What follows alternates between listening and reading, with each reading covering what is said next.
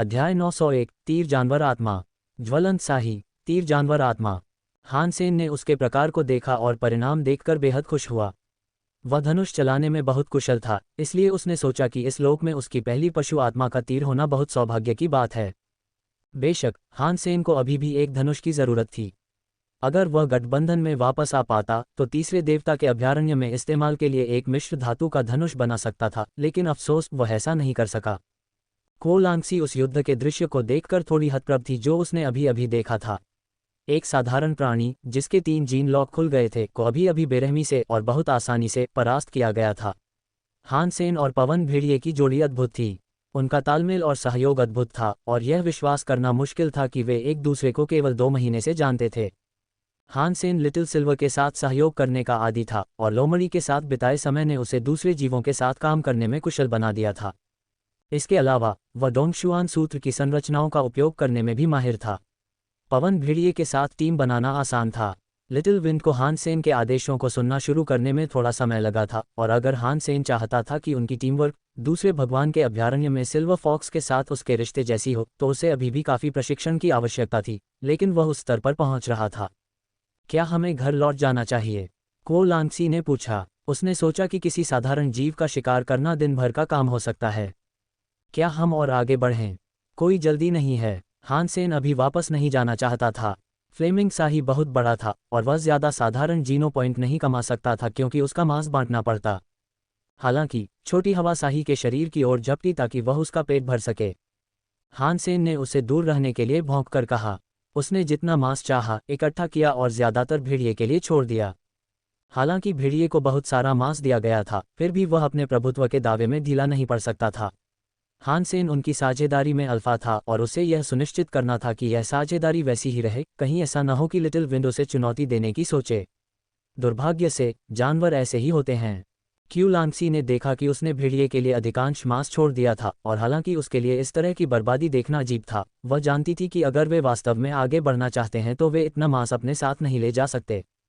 Little wind को दिया गया मांस खाते देख हान सेन ने कहा, क्या तुम इस खून की गंध को छुपा सकते हो या इससे छुटकारा पा सकते हो? मैं और अधिक जीवों को आकर्षित नहीं करना चाहता। तीसरे भगवान के अभयारण्य में कई प्राणियों को जीवित रहने के लिए भोजन करना पड़ता था और सभी प्राणियों को अपने जीन लॉक खोलने के लिए भोजन करना पड़ता था। मैं आपसे बहुत आगे हूँ, ये पहले ही मिट चुका है, क्यू लांगसी ने कहा। हान सेन ने सिर हिलाया। को लांगसी की शक्तियाँ बेहद उपयोगी थीं और उसने उसे आने की इजाज़त देकर सही फैसला किया था। अगर वह हान सेन के साथ न आती तो उनके लिए और भी मुसीबतें खड़ी हो जातीं। लिटिल विंड के खाना खत्म करने के बाद उन्होंने अपनी यात्रा जारी रखी, लेकिन थोड़ी देर बाद भेड़िए ने हिलना बंद कर दिया और आगे बढ़ने से इनकार कर दिया। क्या आगे कोई खतरा है? हान सेन दूसरी दिशा में चलने लगा और लिटिल विंड उसके पीछे पीछे चलने लगा। हान सेन इसी कारण से लिटिल विंड को अपने साथ लाया था और अब तक वह भेड़िए के प्रदर्शन से संतुष्ट था। रुको, यहाँ मेरी इंद्रियां अस्त व्यस्त हैं। मुझे आगे के क्षेत्र में कई जीव जंतु दिखाई दे रहे हैं। को लांगसी अपनी खोज बताते हुए एकदम रुक गई। क्या आप बता सकते हैं कि वे क्या हैं? हान सेन ने कहा। जंगल के केकड़ों ने कुछ गंध छोड़ी हैं, उनमें से 1 दर्जन अलग अलग सेट हैं, लेकिन लगभग 20 लोहे के कीड़ों के निशान भी हैं। को लांगसी ने कुछ देर और उस क्षेत्र का विश्लेषण किया और फिर कहा, 14 लोहे के कीड़े सामान्य जीव हैं, जबकि 7 सामान्य श्रेणी के हैं। पेड़ों पर पाए जाने वाले सभी केकड़े सामान्य हैं। तुम उनकी ताकत का भी पता लगा सकते हो? हान सेन ने आश्चर्य से क्यू लांगसी को देखा। अलग अलग स्तरों की गंध अलग अलग होती है, लेकिन मुझे ये बताने के लिए दूसरों के साथ तुलना करनी होगी। अगर मैंने पहले कभी किसी प्राणी की गंध नहीं ली है तो मैं आपको नहीं बता सकता, को लांगसी ने समझाया।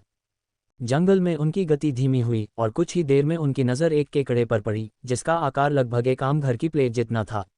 उसके खोल नीले थे और उसके पंजे डरावने लग रहे थे। उस जीव के पंजे में एक फल था और वह पेड़ पर बैठा उसे कुतर रहा था। वृक्ष केकड़े के खोल को हल्के में नहीं लेना चाहिए, यह अविश्वसनीय रूप से कठोर होता है। वृक्ष केकड़े के मुंह को ही आपको निशाना बनाना चाहिए क्योंकि यही इसकी एकमात्र कमजोरी है, को लांगसी ने कहा। हान सेन ने स्वीकृति में सिर हिलाया। वह नहीं चाहता था कि लिटिल विंड अंदर जाए और उसे बेरहमी से मार डाले, इसलिए उसने अपना शाही वाला तीर बुलाने का फैसला किया जिसे वह अपने हाथ में थाम लेगा। हान सेन इसे भाले की तरह इस्तेमाल करेगा। वह कुछ देर तक पेड़ पर बैठे केकड़े को घूरता रहा और जब सही समय आया तो उसने जोरदार तीर से उसकी ओर तीर चलाया। तीर का रास्ता सही था, लेकिन केकड़े ने उसे आते हुए देख लिया। उसने आते हुए तीर को रोकने की कोशिश में अपने पंजे ऊपर उठा लिए, लेकिन तीर, मानो अपना मन हो, हवा में घूम रहा था। वह चिमटे के चारों ओर घूमता हुआ सीधे केकड़े के मुंह में जा धंसा। तजी, केकड़ा जिस पेड़ पर बैठा था उससे नीचे गिर गया और मर गया। साधारण प्राणी वृक्ष केकड़ा मारा गया, कोई पशु आत्मा प्राप्त नहीं हुई। इसके मांस का सेवन करके यादृच्छिक रूप से 0 से 10 साधारण जीनोम प्राप्त करें। हान सेन ने केकड़ा उठाया। क्यूलांगसी ने आश्चर्य से देखा और कहा, क्या आप वाकई एक नए पार करने वाले हैं? आप बहुत शक्तिशाली हैं। मेरी फिटनेस ज़्यादातर लोगों से बेहतर है, इतना तो मैं तुम्हें बता दूंगा। हान सेन ने ज़्यादा कुछ बताए बिना लिटिल विंड को अपने साथ चलने के लिए कहा। फिर वह चलता रहा। उस इलाके में कई पेड़ जैसे केकड़े थे और 2 मील चलने के बाद हान सेन उनमें से 8 को मारने में कामयाब रहा। उसने उन सभी को अपने साथ लाए एक बोरे में भर लिया। हालांकि सबसे अजीब बात यह थी कि वहाँ जीनोप्लांट्स की कमी थी। उन्होंने बहुत लंबे समय से कोई जीनोप्लांट नहीं देखा था। क्या यहाँ रहने वाले जीवों ने सभी जंगली पौधे खा लिए हैं? हान सेन का दिल अचानक इस एहसास से बैठ गया। खैर, ये सही नहीं है। क्यूलांगसी ने भौहें चढ़ाईं। क्या हुआ? हान सेन ने चौंकते हुए सोचा कि क्यूलांगसी को पौधों को अवशोषित करने की उसकी क्षमता का पता चल गया है और उसे एहसास हुआ कि यही कारण था कि वह वास्तव में जंगल में आया था। मुझे आसपास बहुत सारे आयरन बग्स की गंध आ रही है, फिर भी हमने एक भी नहीं देखा। कुछ तो गड़बड़ है, क्यूलांगसी ने कहा। वे आखिरी बार यहाँ कब आए थे? हान सेन ने पूछा। कल तक तो अनगिनत जीव वहाँ थे, क्यूलांगसी ने कहा, और वह हवा को सूंघती रही। हान सेन और क्यूलांगसी ने अपनी यात्रा जारी रखी और 1 दर्जन मील चलने के बाद भी उन्हें एक भी लोहे का कीड़ा नहीं मिला। पेड़ों पर केकड़ों को मारकर हान सेन 3 पशु आत्मा कवच सेट हासिल करने में कामयाब रहे। इसके बाद उन्होंने किसी भी पेड़ पर पाए जाने वाले केकड़े को नहीं मारा, बल्कि उनके आसपास ही छिपते रहे। वे जो बोरा साथ लाए थे वह पहले से ही भरा हुआ था, इसलिए और केकड़े मारना बेकार था। हान सेन भी रक्तशल्क सांपों के एक झुंड के पास से गुजरा। हालांकि उनके समूह बहुत बड़े थे, उनसे लड़ना एक खतरनाक संभावना थी, लेकिन हान सेन अपनी मौजूदा ताकत को देखते हुए उनसे बचना चाहता था। यह अजीब है, हमें सचमुच कोई लोहे का कीड़ा नहीं मिल रहा है ना? जब क्यूलांगसी ने हान सेन को कांटेदार जंगल के उस इलाके में मौजूद लोहे के कीड़ों की बड़ी संख्या के बारे में बताया, तो हान सेन ने उस इलाके की दोबारा जांच करने की पूरी कोशिश की। हालांकि ये सब बेकार रहा। अब वे कुल मिलाकर 30 मील चल चुके थे। सभी हिसाब से उन्हें अभी भी थॉर्न फॉरेस्ट के बाहरी इलाके में ही माना जा रहा था, लेकिन फिर भी अब तक उनका सामना कीड़ों से हो जाना चाहिए था। लोहे का कीड़ा। हान सेन चलते हुए मुड़ा और उसने लिटिल विंड को एक खास दिशा में गुर्राते देखा। वे उस जगह पहुंचे जहां भेड़िया इशारा कर रहा था और आखिरकार उन्हें कीड़े मिल गए। वहां बहुत सारे लोहे के कीड़े थे, सभी एक जगह इकट्ठे थे। लोहे के कीड़े मुट्ठी भर के आकार के थे और उनके खोल काले थे। वे जमीन पर एक साथ काले तेल की नदी की तरह रेंग रहे थे। ऐसा लग रहा था जैसे वे उस जगह को खाली कर रहे हों। वे क्या कर रहे हैं? हान सेन ने पूछा। क्यूलांगसी ने कहा, मुझे पता था कि वहाँ बहुत सारे आयरन बग हैं और माना जाता है कि वे सामाजिक हैं और एक साथ रहते हैं, लेकिन यह व्यवहार अनसुना है। कम से कम मैंने तो इसके बारे में कभी नहीं सुना। अच्छा, चलो देखते हैं। हान सेन को ये देखने में बहुत दिलचस्पी थी कि वे क्या कर रहे हैं। अभयारण्यों में बिताए समय में उसने अगर एक बात सीखी थी तो वह ये थी कि अगर कोई जीव अजीब या असामान्य व्यवहार कर रहा हो तो यह इस बात का संकेत है कि वहाँ कोई खजाना छिपा है। हान सेन ने कीड़ों का पीछा किया और कुछ ही देर में वे एक घाटी में पहुंच गए जिसका आकार लौकी जैसा था। कीड़े ज्वार की तरह थे जो घाटी में बह रहे थे। क्योंकि कीड़े हर जगह थे, उनकी उपस्थिति ने पूरे इलाके को ढक दिया और बिगाड़ दिया। हान सेन यह नहीं देख पा रहा था कि उनके नीचे क्या है। तुम और लिटिल विंड यहीं रुको, मैं आगे बढ़कर और करीब से देखने जा रहा हूँ। हान सेन ने घाटी की ओर इशारा किया। एक बार फिर, बस सावधान रहना, क्यूलांगसी ने कहा। हान सेन ने एरो का इस्तेमाल करके घाटी की तरफ कीड़ों से दूर उड़ान भरी। हान सेन देखना चाहता था कि कीड़े घाटी में अकेले क्या कर रहे हैं। क्या कोई उच्च स्तरीय जीनोफल पक रहा है? हान सेन ने सोचते हुए अपना सिर आगे बढ़ाया और बेहतर देखने के लिए आंखें सिकोड़ लीं। हान सेन की नज़र गुलाब जैसे पौधों से भरे एक घास के मैदान पर पड़ी। वे गहरे लाल रंग के थे और बेहद खूबसूरत थे। कीड़े मकोड़े उनकी तरफ बढ़ रहे थे, लेकिन फूलों के खेत के बाहर जमीन में कई दरारें थीं और लाशें बिखरी पड़ी थीं, मानो मरे हुए कीड़ों की नदी बह रही हो। फिर भी कीड़े वहां जाने पर अड़े हुए लग रहे थे। ये स्पष्ट नहीं था कि कीड़ों को क्या नुकसान पहुंचा रहा था, लेकिन वे लगातार अपनी मौत की ओर बढ़ते जा रहे थे। जो कीड़े मर गए थे उनसे एक अजीब सा पानी रिस रहा था। मुझे आश्चर्य है कि ये पौधे किस स्तर के हैं। ऐसा लगता है कि ये सभी कीड़ों को मरने के लिए खींच रहे हैं। हान सेन हैरान था गुलाबों को उनकी हत्या की होड़ में देखकर। हान सेन ने तभी गुलाब की झाड़ियों के अंदर एक इंसानी परछाई देखी, लेकिन वह ज्यादा कुछ समझ नहीं पाया। उसे पूरा यकीन नहीं था कि वह व्यक्ति कौन था। हालांकि हान सेन इस बात से अनजान नहीं रहना चाहता था और वह जानना चाहता था कि वह व्यक्ति कौन है और क्या कर रहा है। ये जानने के लिए उसने अपनी जगह बदल ली। लेकिन वहां बहुत सारे गुलाब थे और हान सेन की नज़र हर कोण से उस आकृति पर पड़ रही थी। चाहे वह अपनी जगह कैसे भी बदले, हान सेन को बस वहां बैठे व्यक्ति की धुंधली सी आकृति ही दिखाई दे रही थी। हालांकि हान सेन ने एक और बात पर गौर किया, कीड़ों को वहां जाकर मरने के लिए गुलाबों ने मजबूर नहीं किया था। हान सेन ने देखा कि गुलाबों के चारों ओर कई मोमबत्तियां रखी थीं। वे सुगंधित मोमबत्तियां थीं और ऐसा लग रहा था कि वे ही कीड़ों को आकर्षित कर रही थीं, मानो कोई फेरोमोन हो। और हान सेन ने देखा कि जमीन में दरारें, जिनमें से कई कीड़ों की लाशों से भरी हुई थीं, आधी मानव निर्मित और आधी प्राकृतिक थीं। हान सेन ने सोचा कि यह किसी का मुश्किल काम है, एक ऐसा व्यक्ति जो उन कीड़ों को मारने के लिए समर्पित है। क्या वह इंसान है या आत्मा, या शायद कोई मानव जैसा प्राणी? हान सेन ये जानने के लिए उत्सुक था कि वह छायादार आकृति कौन या क्या थी। लेकिन अपनी वर्तमान स्थिति से हान सेन कुछ नहीं बता सकता था। उसे और पास जाना होगा, और डोंगशुआन आभा और उसकी 8वीं इंद्रिय भी उसे चीज़ें स्पष्ट करने के लिए पर्याप्त क्षमता नहीं रखती थी। मुझे डोंगक्सुआन सूत्र और जेड स्किन के दूसरे स्तर का अभ्यास करना चाहिए था, हान सेन ने उदास होकर खुद से कहा। फिर भी वह बहुत खुश था और ऐसा लग रहा था जैसे मोमबत्तियां बहुत जल्द ही बुझ जाएंगी। अगर अंदर वाला आदमी कीड़ों को आकर्षित करने और मारने के लिए मोमबत्तियों का इस्तेमाल करता तो उन्हें बदलने के लिए बाहर आते समय उसके पास खुद को बेनकाब करने के अलावा कोई चारा नहीं होता। धैर्यपूर्वक हान सेन ने मोमबत्तियों के जलने तक प्रतीक्षा की। 1 घंटे बाद मोमबत्तियां बुझने ही वाली थीं। फिर भी वह साया अपनी जगह पर डटा रहा। वह फूलों के मैदान में बैठा रहा, 1 इंच भी नहीं हिला। जब मोमबत्तियों की रोशनी बुझ गई और उनसे निकलने वाली गंध फीकी पड़ने लगी, तो लोहे के कीड़े अपनी बेहोशी से बाहर आ गए और उस घाटी में घुसना बंद कर दिया जिसने उनमें से कई को मार डाला था। उनमें से कई वहां से चले गए और कांटों वाले जंगल की ओर लौटने लगे। मुझे नहीं लगता कि यह व्यक्ति खुद को प्रकट करेगा, हान सेन ने भौहें चढ़ाईं। अगर यह व्यक्ति बाहर नहीं आया तो हान सेन भी अंदर नहीं जाने वाला था। जो भी वहां था उसे बहुत शक्तिशाली होना पड़ा और इतने सारे जीवों को मरने के लिए आकर्षित करने के लिए संसाधन जुटाने पड़े। हान सेन उस व्यक्ति को अपनी उपस्थिति का पता नहीं चलने देना चाहता था, इसलिए वह छिपा रहा। घाटी से लोहे के कीड़े लगभग गायब हो चुके थे और फिर भी कोई हलचल नहीं थी। लेकिन जैसे ही हान सेन को लांगसी लौटने की तैयारी कर रहा था, सब कुछ बदल गया। हान सेन जल्दी से नीचे उतरा और गुलाबों को देखने लगा। उसने देखा कि उनमें से एक व्यक्ति निकल रहा है और जब उसने उसका चेहरा देखा तो उसका जबड़ा जमीन पर आ गया। उसका दिमाग अचानक से चकरा गया। एक गोरी बैंगनी आंखों वाली महिला हरी झाड़ियों के नीचे से निकली, जिनके नीचे लाल गुलाब लगे हुए थे। वह बिल्कुल भी मानव जैसी नहीं दिखती थी और उसके माथे पर एक पन्ना जड़ा हुआ था। यह एक सुंदर स्त्री आत्मा थी। उसका चेहरा देखने में बेहद खूबसूरत था। ठंड तो थी, लेकिन उसकी रहस्यमयता और भी बढ़ गई थी। वह जहां भी होती, लोग उसकी खूबसूरती देखकर दंग रह जाते। हान सेन को आश्चर्य नहीं हुआ, लेकिन किसी विशेष बात ने उसे सदमे में लगभग पीछे की ओर उछाल दिया। उस औरत ने कोई कपड़ा नहीं पहना था। जब वो खड़ी हुई तो उसके कूल्हों का सुंदर उभार और उसकी लंबी टांगों तक उसका फैलाव अचानक एक लुभावना दृश्य बन गया।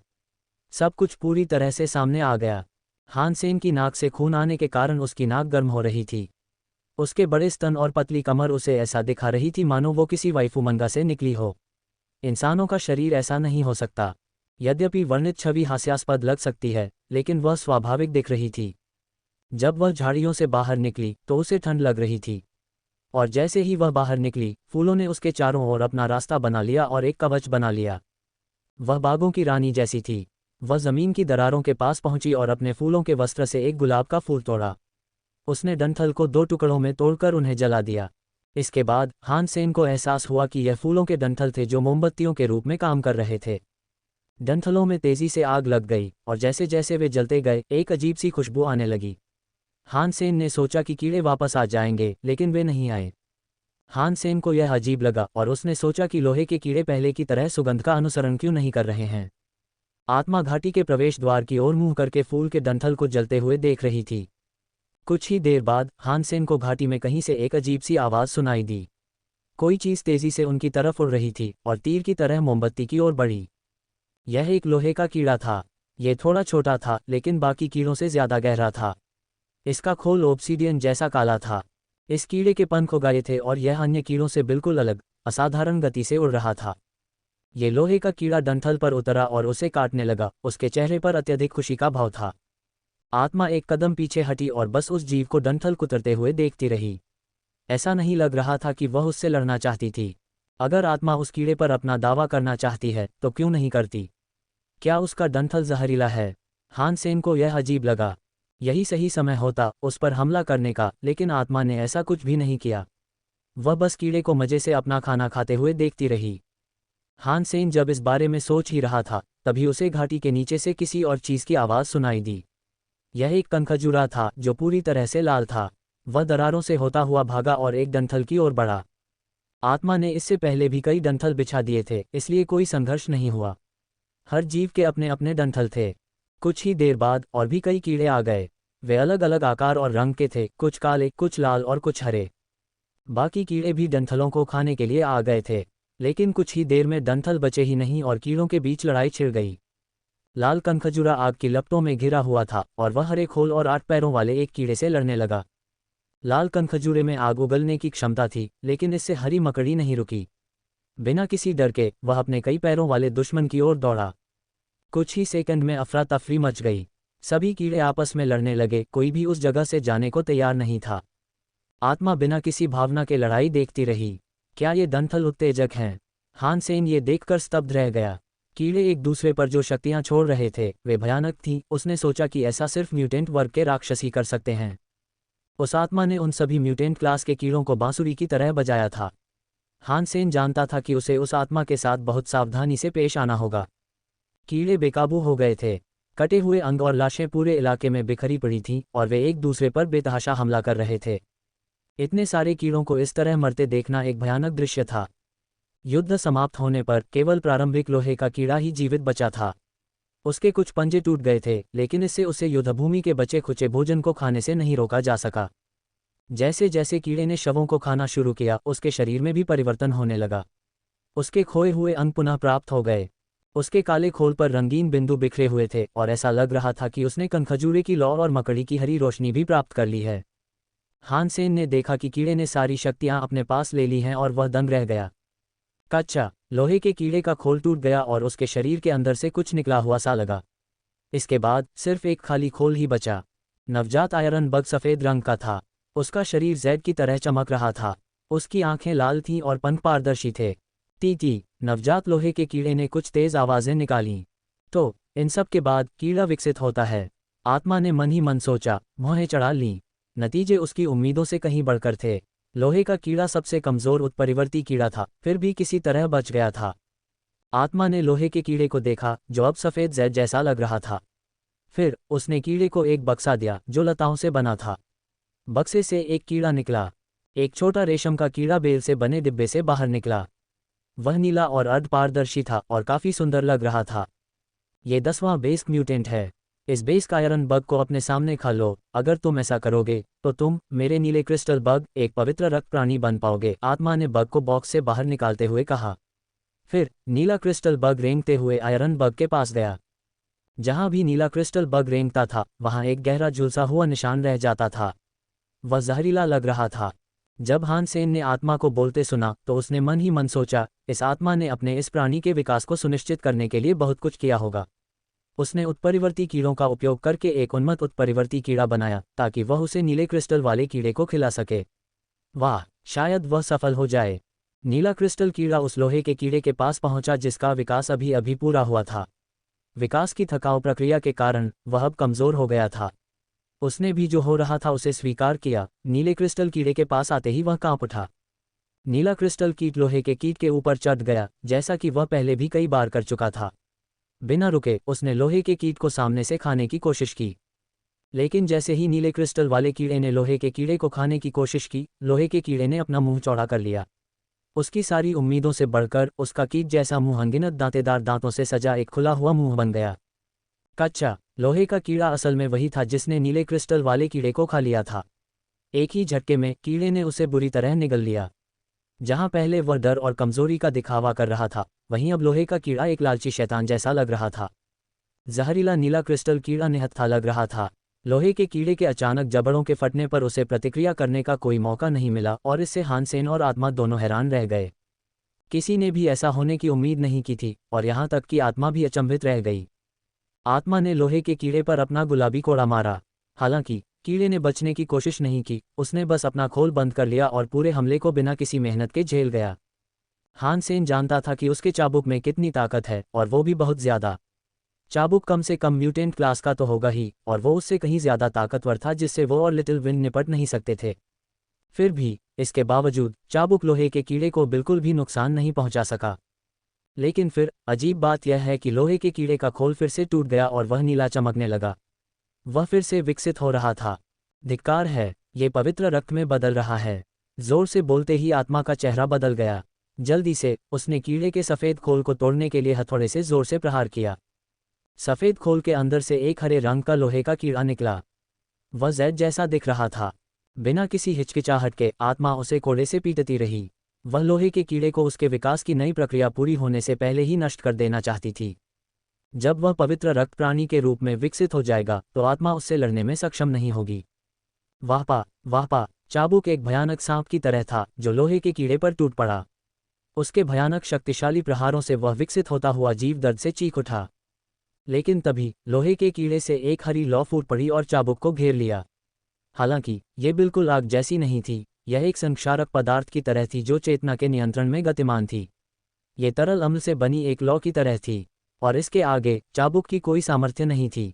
आत्मा का हथियार जल्दी ही जंग खाकर एक जहरीली गंध वाले गूदे में बदल गया। आत्मा ने कोड़ा गिरा दिया क्योंकि वह नहीं चाहती थी कि तेजाब उसके शरीर को छुए। फिर उसने एक डंठल के कांटे से अपनी त्वचा में छेद कर दिया ताकि गुलाब उसका खून सोख ले। जैसे ही गुलाब ने आत्मा का खून सोखा, गुलाब से अचानक एक तेज खुशबू निकली। यह इतनी तेज थी कि इसे सचमुच एक रहस्यमय धुंध की तरह देखा जा सकता था। लोहे के कीड़े ने फूल को सूंघा और सम्मोहित हो गया। बिना किसी प्रतिरोध के वह गुलाब की ओर रेंगने लगा। आत्मा ने अचानक एक लाल खंजर बुलाया और जब हरा लोहे का कीड़ा करीब आया तो उसने बिजली की अचानक चमक की शक्ति और गति के साथ उसके मुंह में वार किया। धमाका! लोहे के कीड़े के मुंह में खंजर घुसते ही उसकी मूर्छा टूट पड़ी। उसका गुस्सा फूट पड़ा और उसने अपना संक्षारक द्रव उसके चारों ओर छिड़क दिया। चारों ओर की जमीन और मिट्टी बर्बाद हो गई और जब ये हो गया तो लोहे के कीड़े ने आत्मा की ओर दौड़ लगा दी। लेकिन आत्मा जल्दी ही पीछे हट गई। उसने अपने गुलाब के पौधों से कीड़े को फंसाने और उसे आगे बढ़ने से रोकने की कोशिश की। लेकिन लौह कीट एक पवित्र रक्त प्राणी बन चुका था और उसके हमले भयावह रूप से शक्तिशाली थे। गुलाब की लताओं ने लोहे के कीड़े पर खुद ही प्रहार किया, लेकिन कोई फायदा नहीं हुआ। उसके अभेद्य खोल पर सारे प्रहार बस उछलकर गिर गए और पिघलकर उसके मनहूस तरल की बूंदें बन गए। वे सभी गुलाब जो कीड़े को फंसाने की कोशिश कर रहे थे जलकर नष्ट हो गए और ऐसा लग रहा था कि कीड़ा आत्मा को पकड़ लेगा। आत्मा का चेहरा बदल गया, लेकिन वह डरी हुई नहीं दिख रही थी। इस बार हथियार की बजाय उसने एक ढाल उठाए। इससे उसने आक्रमणकारी कीड़े को रोकने की कोशिश की। कच्चा! उसने उस भारी ढाल को उस उन्मत्त कीड़े के सामने टिका दिया। कीड़े का बल इतना प्रबल था कि उसने आत्मा को काफी दूर तक पीछे धकेल दिया और उसे एक दीवार से टकरा दिया। उस प्रहार में इतनी शक्ति थी कि जिस चट्टान में वह गिर गई थी उसके किनारे एक बड़ा सा छेद हो गया। वाह, ये तो बहुत शक्तिशाली है। तीसरे भगवान के अभयारण्य में पवित्र रक्त के जीव डरावने हैं। इस छोटी सी चीज ने अभी अपना विकास भी पूरा नहीं किया है, फिर भी इसमें इतनी शक्ति है। हानसेन ने लालच भरी आंखों से लोहे के कीड़े को देखा। हालांकि कीड़ा ताकतवर था, फिर भी खंजर उसके मुंह में धंसा हुआ था। अजीब बात यह थी कि वह पिघला नहीं था, वह खास लग रहा था। मुंह से वार के बाद से ही लोहे के कीड़े के मुंह से धीरे धीरे खून बह रहा था। हानसेन उसकी जीवन शक्ति को उसके मुंह में लगे चाकू के इर्द गिर्द धीरे धीरे बहते हुए देख पा रहा था। फिर भी इससे कीड़े की उस आत्मा का पीछा करने की इच्छा कम नहीं हुई जिसने उसे इतना नुकसान पहुंचाया था। लेकिन आत्मा जानती थी कि उसने उसे घायल कर दिया है और वह जानती थी कि इस वजह से जीत बस समय की बात होगी। जब दोनों लड़ते रहे तो हानसेन ने घाटी में घुसने का फैसला किया। वह उस आत्मा से शिकार चुराना चाहता था क्योंकि वह एक पवित्र रक्त प्राणी थी। उसका मानना था कि यह ईश्वर की ओर से एक मौका था, क्योंकि ईश्वर ही जानता था कि उसे अकेले पवित्र रक्त प्राणियों को मारने में कितना समय लगेगा। कटे हुए गुलाब हवा में नाच रहे थे क्योंकि आत्मा क्रोधित लोहे के कीड़े से निपटने की कोशिश करती रही। लेकिन जो कुछ भी हरे तरल अग्नि के संपर्क में आता, जिसमें जीनो हथियार भी शामिल थे, वह तुरंत जंग खाकर नष्ट हो जाता। हानसेन दूर से देखकर भी भयभीत था। जब वह करीब पहुंचा तो उसने उस स्थिति का बेहतर निरीक्षण करने के लिए अपनी डोंगक्सुआन आभा का प्रयोग किया जिसमें वह जाने की तैयारी कर रहा था। लोहे का कीड़ा ताकतवर लग रहा था, लेकिन उसके मुंह में खून जैसा लाल खंजर मजबूती से टिका हुआ था। उसे यकीन नहीं था कि खंजर कीड़े के क्रोध के संक्षारक गुणों को कैसे झेल पाएगा और साथ ही उस जीव को कैसे नुकसान पहुंचाएगा। वेदना। आत्मा ने अपनी पूरी शक्ति लगा दी, लेकिन पवित्र रक्त वर्ग के लौह कीट को हरा नहीं पाए। अचानक जिस हथियार से वह लौह कीट पर वार कर रही थी, उसमें आग लग गई। पल भर में प्रेत जंग उसके हथियार से होते हुए उस पर आ गई, जिससे उसका शरीर जल उठा। आत्मा का कवच उस भीषण आग का सामना नहीं कर सका। उसके वस्त्र पहने फूल तेजी से जल रहे थे और उसके पास गुलाबों का गाउन उतारने के अलावा कोई चारा नहीं था। वह एक बार फिर नंगी हो गई। तस्जी। लोहे का कीड़ा अपने अब निहत्थे दुश्मन के खिलाफ जाने से पहले चीखा। लेकिन आत्मा अभी भी नहीं मरी थी। उसने एक और जीनो हथियार बुलाया और आने वाले कीड़े पर वार किया। फिर भी कोई नुकसान नहीं हुआ और हथियार तुरंत नष्ट हो गया। कीड़ा शांत नहीं हुआ। आत्मा के जीनों हथियारों का भंडार तेजी से कम होता जा रहा था और जल्द ही उसके पास कीड़े से लड़ने के लिए कोई हथियार नहीं बचेगा। जैसे ही उसने ये स्वीकार किया, 1 सेकंड का विचार ही लोहे के कीड़े के लिए उस दूरी को पाटने और उसके शरीर पर वार करने के लिए पर्याप्त था। आत्मा तोप के गोले की तरह उड़ गई। वह एक ऊबड़ खाबड़ चट्टान से टकराए और उसकी छाती में आग लग गई। हालांकि आत्मा ने जल्दी से आग बुझा दी, लेकिन लोहे का कीड़ा एक बार फिर उस पर हमला करने ही वाला था। उसका निशाना एक बार फिर उसकी छाती थी। आत्मा कुछ भी करने में असमर्थ थी और वह अब उस लोहे के कीड़े के सामने असहाय थी जो उसके दिल के लिए भूखा था। यद्यपि आत्मा वास्तव में नहीं मरेगी, फिर भी वह इस दुर्भाग्य के कारण स्तब्ध और आश्चर्यचकित तथा भयभीत भी दिख रही थी जो उस पर आने वाला था। लेकिन जैसे ही आत्मा की जीत की उम्मीद खत्म हुई, पाताल लोक से एक सफ़ेद साया प्रकट हुआ। लोहे के कीड़े के पीछे एक सुंदर पुरुष प्रकट हुआ, जिसकी उपस्थिति किसी देवता जैसी थी। आत्मा की आंखें, जो हार की आशंका से बंद होने ही वाली थीं, अचानक आश्चर्य से चौड़ी हो गईं। उसने उस चमकीली रोशनी को देखा। उसे समझ नहीं आ रहा था कि वह क्या है, कहाँ से आई है या क्यों प्रकट हुई है। धमाका। देवता जैसे दिखने वाले आदमी की मुट्ठी बिजली के आवेश से चटक उठी और सूरज की तरह लोहे के कीड़े की पीठ से टकरा गई। सूरज की किरणें सीधे लोहे के कीड़े के शरीर में घुस गईं और जैसे ही घाटी में गड़गड़ाहट की आवाज़ गूंजी, लोहे के कीड़े के पास जमीन पर गिरते ही अनजाने में ही अपने शरीर को कुचलने वाली शक्ति के हवाले करने के अलावा कोई चारा नहीं बचा। कच्चा। जैसे ही कीड़ा जमीन पर गिरा, हान सेन ने अपने बाएं हाथ से खंजर का हैंडल उसके मुंह में और भी गहराई तक ठूंस दिया। खंजर कीड़े के गले से होते हुए उसके शरीर में धंस गया। जहां खंजर की धार का 2 इंच हिस्सा दिखाई दे रहा था, अब वहां कुछ भी नहीं बचा था। पूरी धार और हत्था लोहे के कीड़े के शरीर में धंस चुका था। खंजर बहुत तेज था। उसने शरीर को चीर डाला और जब दोबारा बाहर आया तो वह कीड़े के पिछले हिस्से से बाहर निकला हुआ था। पवित्र रक्त प्राणी आयरन बग राजा मारा गया। पशु आत्मा प्राप्त हुई। इसके मांस का उपभोग करके यादृच्छिक रूप से 0 से 10 पवित्र जीनोअन प्राप्त करें। हान सेन रोमांचित हो गया। उसने लोहे के कीड़े का शरीर और उसके अंदर मौजूद खंजर को पकड़ लिया और जिस तेज रोशनी में वह प्रकट हुआ था, उसमें वह बिना किसी निशान के पलक झपकते ही गायब हो गया। कीड़े के पीछे अचानक प्रकट होना, उसके बाद मुक्का मारना, खंजर का प्रयोग और उससे भी अधिक तेजी से भाग जाना, ये पूरी घटना लगभग 2 या 3 सेकंड की समयावधि में घटित हुई।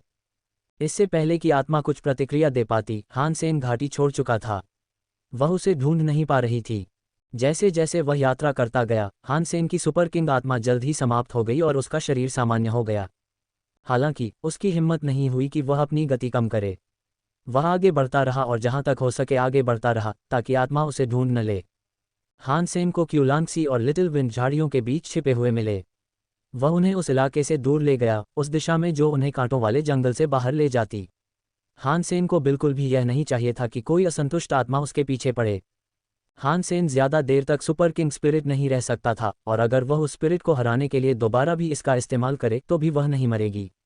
दोबारा जन्म लेने पर वह उससे और भी ज्यादा नफरत करेगी और उसके लिए ज़रूरत से ज्यादा दुश्मन बनाना नासमझी होगी। अगर हान सेन ने कीड़े को मारते समय अपना असली चेहरा दिखाया होता तो आत्मा को अपने रक्षक का चेहरा जरूर याद आ जाता, और अगर ऐसा हुआ होता तो यह कोई सुखद बात नहीं होती। इसलिए हान सेन ने आत्मा पर हमला न करने का फैसला किया। उसने कीड़े को मार डाला और अपनी पहचान उजागर न करने की शर्त पर वहां से चला गया। हालांकि हान सेन के लोहे के कीड़े को मारने का कारण सिर्फ उसकी सुपर किंग आत्मा नहीं थी, बल्कि इसलिए कि लोहे का कीड़ा पहले से ही कमज़ोर होकर मर रहा था। उसने एक मौका लिया, उम्मीद करते हुए कि उसने जो नुकसान पहुंचाया है वह उस जीव को मारने के लिए काफ़ी होगा। हालांकि लोहे के कीड़े को मारने वाला खंजर ही था। अगर खंजर न होता और वह उसे इस्तेमाल न कर पाता तो सुपर किंग आत्मा भी उसे उस पागल कीड़े को हराने की ताकत नहीं दे पाती। हान सेन वर्तमान में आयरन बग से बहुत कमजोर था और इसलिए उसके लिए अपने सुपर किंग स्पिरिट मोड की असली शक्ति का प्रदर्शन करना मुश्किल था जब वह एक ऐसे दुश्मन के खिलाफ जा रहा था जो उससे बहुत अधिक शक्तिशाली था। हान सेन और कुओ लानशी कांटेदार जंगल से बाहर निकल गए। वहां रहते हुए उन्होंने बहुत कुछ हासिल किया था और उनके लिए ज्यादा देर रुकना और पहले से इकट्ठा की गई चीजों को लेकर न जाना मूर्खता होती। वह उस आत्मा को अपना असली चेहरा नहीं दिखा सकता था। उसने सोचा कि अगर वह उसे देख लेती तो आत्माओं के नियंत्रण वाले इलाके में अपनी जिंदगी बसर करना नामुमकिन होता। लेकिन हान सेन अनावश्यक रूप से चिंतित था क्योंकि आत्मा वास्तव में उस व्यक्ति का पीछा करने का इरादा नहीं रखती थी जिसने उसे बचाया था। हान सेन को उतनी ही तेजी से गायब होते देख जितनी तेजी से वह प्रकट हुआ था, आत्मा के चेहरे पर उलझन का भाव उभर आया। वह उस दिशा में देखने के लिए मुड़ी जहां हान सेन भागा था। वह आत्मा कौन थी? आत्मा हैरान लग रही थी। जो कुछ हुआ था उससे वह नाराज या परेशान नहीं थी। वह हान सेन द्वारा लोहे के कीड़े के शिकार की चोरी से नाराज नहीं थी, न ही उसके द्वारा उसके शरीर और खंजर पर दावा करने से। उसका चेहरा बस एक ऐसा चेहरा था जो जटिल विचारों को छुपा रहा था। हान सेन यह न जानते हुए भी काफी चिंतित था। हालांकि अब उसका ध्यान कुओ लानशी के साथ सुरक्षित घर लौटने पर था। वे बिना किसी परेशानी के किंग मिंग शेल्टर वापस पहुंच गए। लेकिन जब वे घर लौटे तो उन्हें चू मिंग नहीं मिला। आंगन अस्त व्यस्त था और हान सेन के बाहर रहने के कारण वह पेड़ को पानी नहीं दे पा रहा था। पेड़ अब पीला पड़ गया था और वह पहले जैसा मुरझाया हुआ सा दिखने लगा था। जब वे चू मिंग को ढूंढने में नाकाम रहे तो कुओ लानशी बहुत बुरी तरह घबरा गई। उसके मन में यह विचार घूम रहा था कि उसकी अनुपस्थिति में क्या हुआ होगा। उन्हें पता ही नहीं था कि किंग मिंग नाइट पेड़ की मौत की खबर सुनकर आग बबूला हो गया था। आश्रय के द्वार पर चू मिंग को फांसी पर लटका दिया गया था। उसे 300 बार काटा गया था और वह लगभग मरणासन अवस्था में था, फिर भी वह लटका हुआ था। हान सेन और कुओ लानशी बिना देर किए किंग मिंग शेल्टर की ओर दौड़े। वहां उन्होंने चू मिंग को गेट के ऊपर से लटका हुआ देखा। उसका शरीर सूखे खून से सना हुआ था और उसके घाव भी बिना भरे बह रहे थे। वह मरता हुआ सा लग रहा था। हान सेन को तुरंत गुस्सा आ गया। तीसरे भगवान के आश्रय में इंसानों के साथ आज़ाद गुलामों जैसा व्यवहार किया जाता था और किसी भी छोटी सी गलती के लिए क्रूर और क्रूर सजा दी जाती थी। अगर हान सेन ने पेड़ को पहले ही जिंदा न किया होता तो चू मिंग को ये सजा न मिलती। चू मिंग इसके लायक नहीं था। कुओ लानशी भी बिल्कुल शांत नहीं थी। गुस्से में उसने चू मिंग को जहां वह लटका हुआ था वहां से नीचे उतारने की कोशिश की। हान सेन चू मिंग को बचाने की चाहत में अंधा नहीं हुआ। उसने झट से क्यू लानशी को रोक लिया। वह उसे ऐसी जगह ले गया जहां उन्हें तुरंत कोई देख न सके। लापरवाह मत बनो। अगर इसका मतलब खुद को मुसीबत में डालना है तो तुम चू मिंग को नहीं बचा सकते, हान सेन ने क्यू लानशी से कहा जैसे ही उसने उसे अपनी बाहों में लिया। मैं उसे धीरे धीरे मौत के मुंह में जाते हुए नहीं देख सकती। जब तक मैं कुछ कर सकती हूँ तब तक नहीं। कुओ लानशी ने विनती की। उसकी आवाज में दर्द था। मुझे पता है, मैं भी उसे मरने नहीं देना चाहता। हान सेन थोड़ा रुका और फिर बोला, बस अभी समय नहीं है। तुम दोनों ने एक अनुबंध पर हस्ताक्षर किए थे, है ना? अगर तुम उसे अभी बचा भी लो तो भी तुम किंग मिंग की संपत्ति हो। तुम्हारी जान उसकी गिरफ्त में है और उसकी मर्जी से तुम दोनों मारे जा सकते हो। उसका गुस्सा और मत भड़काओ जितना पहले भड़क चुका है। तो फिर हम क्या करें? कुओ लानशी ने पूछा। हम स्पिरिट हॉल में घुसकर स्पिरिट स्टोन ले लेंगे। यही एकमात्र तरीका है जिससे तुम किंग मिंग नाइट से आज़ाद हो सकते हो। हान सेन की आंखों में हत्या की चमक थी। क्या आप कह रहे हैं कि हम आत्मा के आश्रय का दावा करते हैं? क्या हम ऐसा कर सकते हैं? क्या ऐसा कुछ संभव है? कुओ लानशी ने हान सेन की ओर आशा भरी नजरों से देखा, लेकिन उसे अभी भी उसके दावे की संभावना पर संदेह था। किंग मिंग नाइट एक विशिष्ट आत्मा थी जिसने अपने 4 जीन लॉक खोल लिए थे। उसके साथ कई अन्य आत्माएं और जीव भी थे, इसलिए आत्मा हॉल में घुसना कोई छोटी बात नहीं थी। हाँ है, ये तो सिर्फ एक शूरवीर आश्रय है, हान सेन ने सख्ती से कहा। उसने ठंडे स्वर में बोलना जारी रखा, अगर थॉर्न शेल्टर आसपास न होता तो मैं इस जगह को बिना किसी परेशानी के ध्वस्त कर सकता था। मैं आपकी आज्ञा के अनुसार चलूंगी। आप मुझसे जो भी चाहेंगी मैं उसे पूरा करूंगी। कुओ लानशी ने हान सेन की ओर देखा। वह जो भी सुझाव देने वाला था वह किसी भी तरह से आसान नहीं था, लेकिन वह चाहे जो भी कहे वह कोशिश करने को तैयार थी। चू मिंग अभी भी जिंदा है, इसलिए चिंता की कोई बात नहीं है। हमें वापस जाकर अपने अगले कदम की तैयारी करनी चाहिए। जब हम किंग मिंग नाइट को मार देंगे और स्पिरिट स्टोन ले लेंगे तो हमें थॉर्न फॉरेस्ट भाग जाना होगा, हान सेन ने चू मिंग की ओर देखते हुए कहा। वे बातें कर ही रहे थे कि एक आत्मा कोड़ालिए प्रकट हुई। वह चू मिंग के सामने आए और उसके नंगे क्षत विक्षत शरीर पर वार करने लगी। दरार। चू मिंग की त्वचा पर एक और कोड़ा लगा, जिससे उसके खून से लथपथ शरीर पर एक और घाव बन गया। हालांकि वह मौत के कगार पर था, फिर भी चू मिंग जोर से चीख पा रहा था। आत्मा ने कुछ नहीं कहा और वह अपने पीड़ित सेवक को बेरहमी से कोड़े मारता रहा। हर भयावह कोड़े के साथ चूमिंग की पीड़ा भरी चीखें धीमी और धीमी होती गईं। क्यू लांगसी ने घबराहट में अपने होंठ चबाए, लगभग खून बहने की हद तक। हान सेन को अब इस बात का एहसास हो गया था, उसने मान लिया था कि तीसरे भगवान की शरण में इंसानों के लिए रहना कितना मुश्किल हो सकता है। हालांकि आत्मा अभी चूमिंग को मरने नहीं देना चाहती थी। हालांकि उसने जोर से वार किया, लेकिन वह किसी भी गंभीर जगह पर हमला नहीं कर रही थी।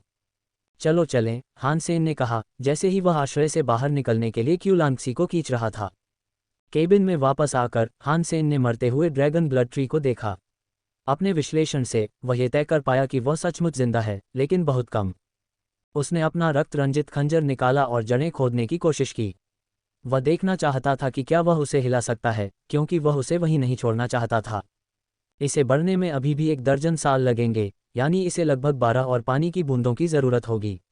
लेकिन हान सेन के पास अभी समय नहीं था, इसलिए वह बस इसे कहीं और ले जाने की उम्मीद कर सकता था। पेड़ को खोदने के बाद उसे उसकी कई जड़ें निकालनी पड़ीं। दुर्भाग्य से इससे पेड़ और भी कमज़ोर हो गया। हान सेन ने एक कपड़े से पेड़ की जड़ों को लपेटा और उन पर पानी की बूंदें डालीं।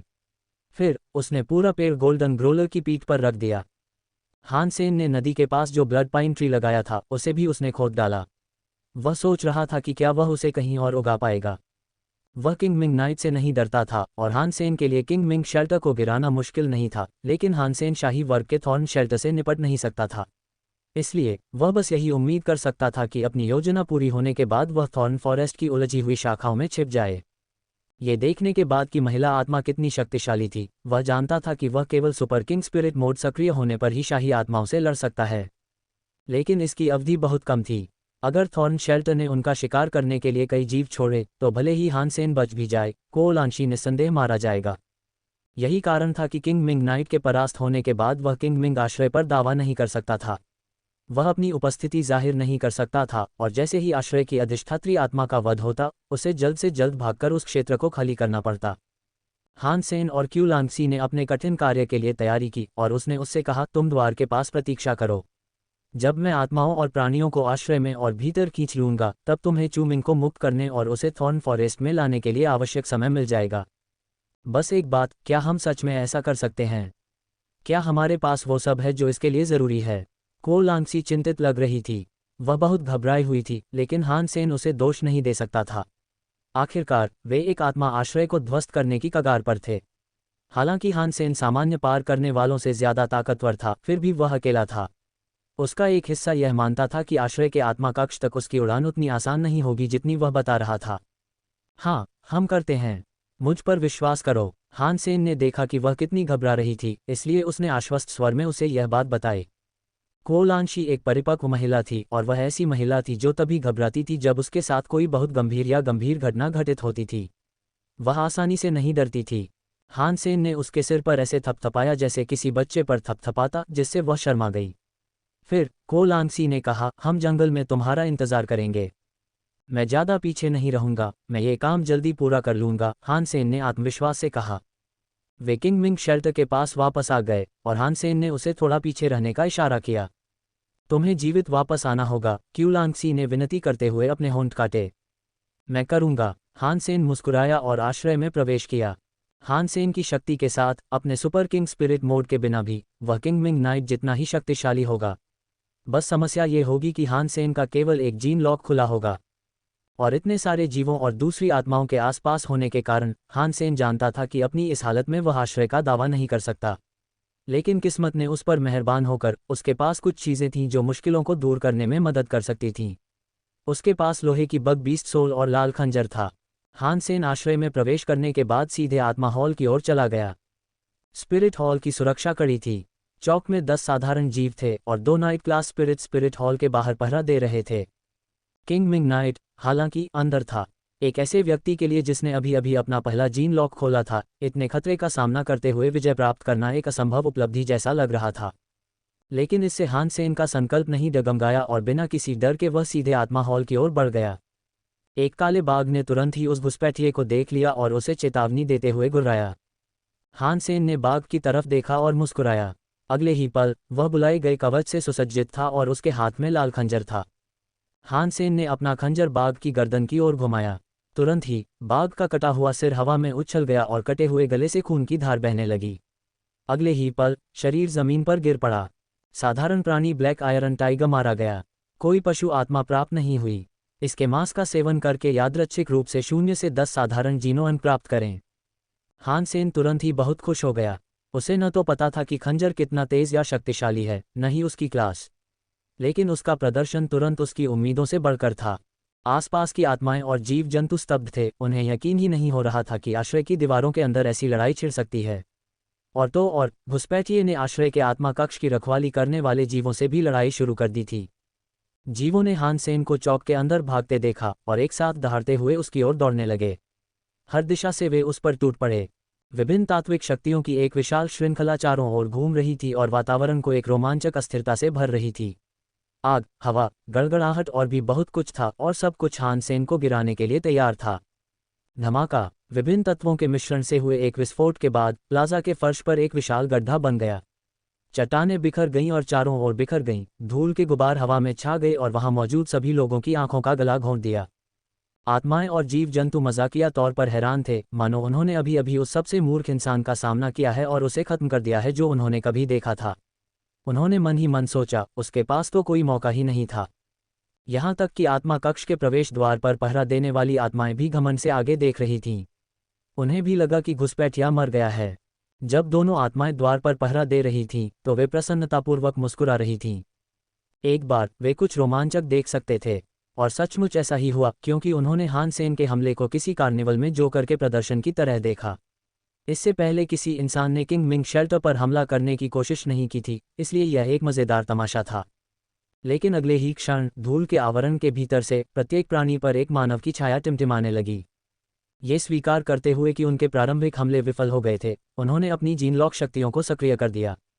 अराजकता के बीच हान सेन अभी भी दौड़ रहा था और बचने का भी समय नहीं निकाल रहा था। संयुक्त हमलों ने वास्तव में हान सेन को मारा था, लेकिन उसका कवच बल का सामना करने में सक्षम था और इसे पहनने वाले को कोई नुकसान नहीं हुआ। कच्चा। हवा में खून की एक और धारा बह निकली जैसे ही एक साधारण प्राणी खंडहर भूमि पर गिर पड़ा। हान सेन जीवों के बीच एक कत्ल मशीन की तरह घूम रहा था। मवेशियों की तरह हान सेन हर जीव को बेरहमी से मार रहा था। आसपास मौजूद सभी जीवों और आत्माओं के चेहरे बदल गए। आत्मा कक्ष के दोनों रक्षक तो मानो स्तब्ध रह गए। अब उन्हें कोई मजा नहीं आ रहा था, अब उन्हें डर लग रहा था। एक ही बार में कई शक्तिशाली जीव मारे गए, किसी को भी वापस लड़ने का मौका नहीं दिया गया। कोई आत्मा हॉल पर हमला कर रहा है। अंततः गार्डों के मुंह से अलार्म की आवाज निकली। किंग मिंग नाइट को पहले ही एहसास हो गया था जब पहला जीव मारा गया था। उसने भौहें चढ़ाईं और खुद जाकर घुसपैठिए को देखना चाहता था, लेकिन आगे बढ़ते ही उसे लगा कि उसका एक और जीव मर गया है। वह हैरान था, लेकिन तभी उसका चेहरा पूरी तरह बदल गया। एक एक करके उसे लगा कि उसके सारे जीव मारे जा रहे हैं। ये कैसे संभव है? क्या कोई शक्तिशाली व्यक्ति मेरी शरण में आया है? वह सोच भी नहीं सकता था कि कौन सा व्यक्ति इतने कम समय में उसके इतने सारे जीवों को परास्त कर पाएगा।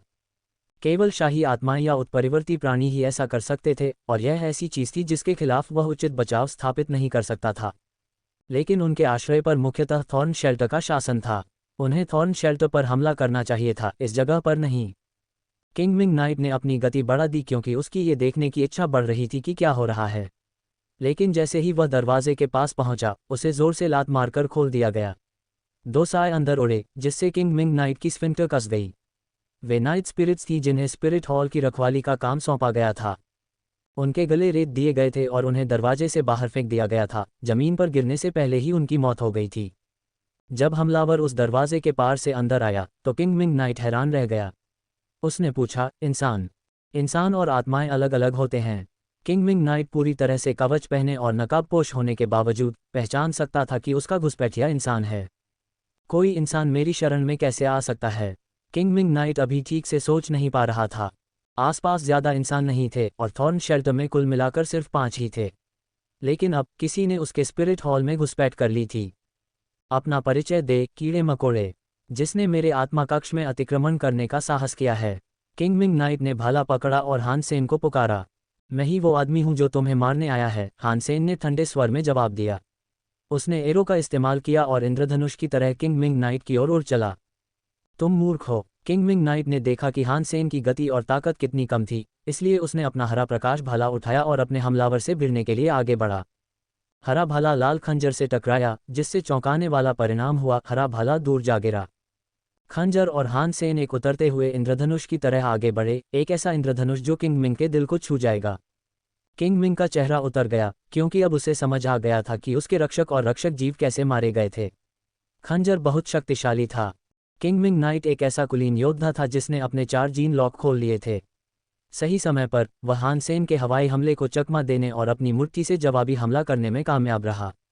उसकी मुट्ठी को ढकने वाली हरी रोशनी एक रहस्यमय नरक की आग की तरह थी, और इसने मुट्ठी को हान सेन के माथे पर सीधा प्रहार करने के लिए निर्देशित किया। किंगमिंग नाइट ने प्रतिक्रिया में ठंडी हंसी हंसते हुए मन ही मन सोचा, इससे कोई फर्क नहीं पड़ता कि तुम्हारा खंजर कितना तेज या कितना शक्तिशाली है, कुछ भी मेरी हरी बत्ती को मात नहीं दे सकता। वेदना। जब हरी रोशनी हान सेन के संपर्क में आई तो ऐसा लगा जैसे कांच को स्टील पर फेंका जा रहा हो। हेलमेट नहीं टूटा और बिना रुके ही रोशनी में आगे बढ़ गया। असंभव। किंगमिंग की आंखें चौड़ी हो गईं और वह ये शब्द बड़बड़ाते हुए बोला। खंजर उसके गले में घुसते ही उसकी जीभ खून से भर गई। उसका सिर धड़ से अलग हो गया और उसका सिर पत्थर की तरह जमीन पर गिर गया। एक क्षण भी रुके बिना हान सेन आत्मा हॉल में मूर्ति की ओर दौड़ा और पत्थर की मूर्ति के माथे से आत्मा पत्थर पकड़ लिया। हॉल के बाहर कई जीव जंतु और आत्माएं ये देखने के लिए आगे आईं कि वे किसे अपना नया शासक मान रही हैं। वे आत्माओं के हॉल में घुस गईं और देखते ही देखते वहां भीड़ जमा हो गई। वहां उन सब ने हान सेन को आत्मा पत्थर ले जाते हुए देखा। धमाका। हरा स्पिरिट पत्थर एक चमकदार और भयानक हरे प्रकाश में बदल गया। किंगमिंग अनिच्छा से आत्मा के पत्थर से बाहर आया और हान सेन के सामने हॉल में मौजूद सभी प्राणियों और आत्माओं के सामने घुटने टेक कर प्रतिज्ञा की। मैं किंगमिंग शूरवीर एक नए स्वामी के प्रति समर्पण और पूर्ण निष्ठा रखने को तैयार हूँ। मैं सबसे वफादार सेवक बन सकता हूँ। सभी जीव जंतु वहीं जम गए, दिन के सबसे अप्रत्याशित दृश्य को देखते हुए। किंगमिंग शेल्टर का मालिक, जिसकी वे हमेशा सेवा करते आए थे, एक इंसान के आगे घुटने टेक कर आज्ञाकारिता की शपथ ले रहा था। और इसमें कोई छिपी हुई योजना या चाल नहीं थी, ये वास्तव में हो रहा था। किंगमिंग नाइट के साथ हर प्राणी, आत्मा और इंसान ने जो अनुबंध किए थे वे उसी क्षण टूट गए। वे सभी स्वतंत्र हो गए। उस पर कब्जा कर लिया गया था और उसने उन्हें जो निशान दिए थे वे सब गायब हो गए। को लांगसी, जो बाहर खड़ी थी, चूमिंग और गोल्डन ग्रोलर को थॉर्न फॉरेस्ट में ला रही थी। जब उसने निशान टूटते हुए महसूस किया तो वह खुशी से फूट फूट कर रोने लगी। उसने कर दिखाया। को लांगसी ने अपने आंसू पोंछे। वह न सिर्फ हान सेन की जीत और बदला लेने से खुश थी, बल्कि अपनी आज़ादी वापस पाकर भी खुश थी। स्पिरिट हॉल में हान सेन किंगमिंग नाइट के साथ आगे बढ़ा। जैसे ही वह आगे बढ़ा, बाकी लोग एक तरफ हट गए। जैसे समुद्र 2 भागों में बढ़ गए हों, हॉल में मौजूद हर जीव उसके लिए रास्ता बनाने के लिए एक तरफ हट गया। किंगमिंग नाइट पर कब्जा कर लिया गया था। उनके गुरु हार चुके थे, इसलिए वे अब हान सेन से लड़ने को तैयार नहीं थे। हान सेन ने किंगमिंग शेल्टर से बाहर निकलने के बाद बिना किसी देरी के तुरंत लिटिल विंड पर चढ़ गया और थॉर्न फॉरेस्ट की दिशा में दौड़ पड़ा। जिस क्षण हान सेन ने किंगमिंग नाइट पर दावा किया, एक आत्मा ने थॉर्न शेल्टर को संदेश भेजा कि क्या हुआ था। एक मानव ने किंगमिंग नाइट पर दावा किया है और एक शपथ ली गई है। थॉर्न शेल्टर के अंदर एक ठंडी दिखने वाली महिला आत्मा ने भौहें चढ़ाईं। अगर हान सेन वहां होता तो उसे हैरानी होती। थॉर्न शेल्टर की मालकिन वही आत्मा थी जिसे उसने घाटी में देखा था। ये वही स्त्री आत्मा थी जो कीड़ों का इस्तेमाल करके पवित्र रक्त वाले जीव बनाती थी। क्या सभी आत्माएं और प्राणी क्रोधित दिखे? पहले वाले तो और भी अधिक क्रोधित थे। आत्माओं के लिए किसी मनुष्य के प्रति वफादारी की शपथ लेना अपमानजनक माना जाता था। धिक्कार है बैरन, मुझे उस इंसान और उस गद्दार बदमाश को मारने की इजाज़त दो। एक खूबसूरत आत्मा आगे बढ़ी और अपनी इच्छा जाहिर की। बैरन, मुझे भी अनुमति दीजिए। कुछ और आत्माएं उठ खड़ी हुईं और आगे बढ़ीं। प्रत्येक किंगमिंग आश्रय में जाना चाहती थीं और वहां मौजूद मानव और किंगमिंग नाइट को मारना चाहती थीं। मानव किंगमिंग नाइट को कांटेदार जंगल में ले आया, बैरन ने आह भरते हुए कहा। किंगमिंग शेल्टर की आत्मा, जिसने बैरन को संदेश भेजा था, हान सेन को स्पिरिट हॉल में प्रवेश करते नहीं देख पाई थी। अगर उसे खंजर के बारे में पता होता तो वह इतनी शांत और संयमित नहीं होती। बैरन, मैं जंगल में जाऊंगा और उन्हें मार डालूंगा, सुंदर आत्मा ने कहा। बाकी आत्माएं झिझक रही थीं, क्योंकि कांटों वाले जंगल के उलझे हुए, गुथे हुए इलाकों में कोई दुष्ट और रहस्यमयी चीज छिपी हुई थी। पुनर्जन्म के लिए आत्मा पत्थरों के साथ भी इस बात की कोई गारंटी नहीं थी कि अगर वे उस जंगल में छिपे अंधेरे में नष्ट हो जाएं, तो ये उपकरण काम करेंगे। ठीक है, थॉर्न बैरन ने सिर हिलाया। शुक्रिया। हान सेन के पीछे जाने की इजाज़त मिलने के बाद वह खूबसूरत आत्मा पीछे मुड़ी और इंतज़ार करने को तैयार नहीं थी। वह तुरंत बाहर निकलने की तरफ चल पड़ी। डार्क टर्टल को ले जाओ, ये तुम्हें उन्हें ढूंढने में मदद करेगा, थॉर्न बैरन ने सुंदर आत्मा से कहा। सुंदर आत्मा प्रसन्न दिखी और उसने मुड़कर कहा, आपका बहुत बहुत धन्यवाद। वह जानता था कि डार्क टर्टल की इंद्रियां बहुत तेज हैं, इसलिए उस मानव को ढूंढना मुश्किल नहीं होगा, यहाँ तक कि उन दुर्गम स्थानों में भी। सुंदर आत्मा कछुए को किंग मिंग शेल्टर तक ले गई। अगर वह चाहता था कि कछुआ इंसान को ढूंढे तो उसे पहले उसकी गंध पहचाननी होगी। हान सेन लिटिल विंड पर सवार होकर कुछ ही देर में कोलांगसी तक पहुंच गया।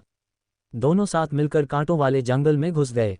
प्रवेश करने के कुछ समय बाद ही कोलांशी ने जंगल के अंधेरे से गुजरते समय अपनी सुरक्षा के लिए अपनी गंध को छुपा लिया। वे कांटेदार जंगल के गहरे खांचों में जाने की हिम्मत नहीं जुटा पाए, लेकिन उन्हें लगा कि उन पेड़ों के नीचे कहीं सुरक्षित जगह मिल सकती है। कांटेदार जंगल एक अविश्वसनीय रूप से विशाल जंगल था। वे कीड़ों का पीछा करते हुए जिस दिशा में गए थे उससे अलग दिशा में चले गए, लेकिन 50 मील की यात्रा के बाद भी उन्हें छिपने की जगह नहीं मिली। हालांकि वे एक बहुत ही शक्तिशाली और ताकतवर पेड़ के पास पहुंच गए। उसकी जीवन शक्ति लगभग लोहे के कीड़ों के राजा जितनी ही प्रबल थी। दूर से इस ऊंचे अकेले पेड़ को देखकर हान सेन की भौहें तन गईं। पेड़ में जबरदस्त जीवन शक्ति थी, लेकिन उसके आसपास कोई और जीवित चीज नहीं थी। उसके आसपास कोई जीव नहीं था, इसलिए हान सेन को यह थोड़ा अजीब लगा। यह कोई साधारण जीनो प्लांट नहीं था, ये तो पक्का था। अगर हान सेन 1 दर्जन मील दूर से ही इसकी मौजूदगी का एहसास कर सकता था, तो कोई और जीव इसके आसपास क्यों नहीं रहना चाहेगा। चलो यहीं आराम करते हैं और चूमिंग के जख्मों की देखभाल करते हैं। हान सेन को लगा कि जिस दिशा में वे जा रहे थे उसमें कुछ गड़बड़ है, इसलिए उसने थोड़ा आराम करने का फैसला किया। चूमिंग को गोल्डन ग्रोलर की पीठ से सावधानीपूर्वक उठाकर हान सेन अपनी पवित्र ज्योति से उस घायल व्यक्ति को ठीक करने में लग गया। चूमिंग गंभीर रूप से घायल हो गया था, लेकिन उसे जो नुकसान हुआ था वह गंभीर नहीं था। इस उपचार के 1 घंटे बाद चूमिंग पूरी तरह से ठीक हो गया। लांगसी, तुम मुझे क्यों बचा रही हो? हमने किंग मिंग नाइट के साथ एक अनुबंध पर हस्ताक्षर किए हैं, इस अवज्ञा के लिए तुम्हें मार दिया जा सकता है। चूमिंग की नींद खुली और उसने तुरंत कांटों वाले जंगल में उसकी उपस्थिति को भांप लिया। जल्दी ही वह लगभग समझ गया कि बेहोशी की हालत में क्या हुआ था। तुम्हारा मतलब इस आदमी से है?